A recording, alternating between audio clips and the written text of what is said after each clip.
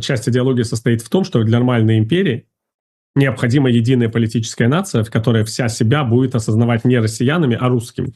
Я это слышал от многих идеологов режима еще в 2000 году, что вот все тут считают себя россиянами, а россияне — это некий аналог советского народа, и это все плохо кончится. Потому что сама конструкция советского народа распалась при первом же кризисе. А вот если мы всех превратим в русских, например, заставим думать о себе как о русских татарскую, якутскую, чеченскую молодежь, то таким образом исчезнет сама идея их национального самоопределения. Поэтому даже сохраняя за ними некое местное самоуправление, необходимо проводить политику русификации, не оставляющую возможности существования самостоятельных политических наций или там поднаций в каждой автономной республике.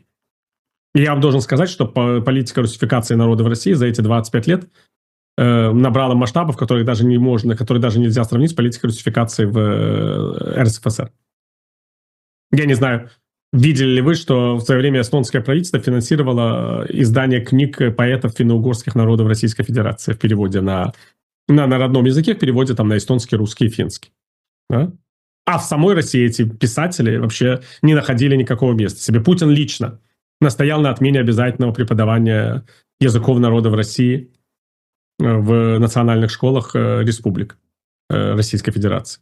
До этого времени казалось, что это совершенно естественный атрибут, вот такое хотя бы факультативное знание языка народа, среди которого ты живешь. Ну и это приводит уже к достаточно серьезным последствиям. Во многих российских республиках число людей, знающих родной язык, уменьшается кратно за эти 25 лет, и это действительно такой, я бы сказал, крестовый поход за ассимиляцию и за превращение всех не русских в русских, не в россиян, в русских.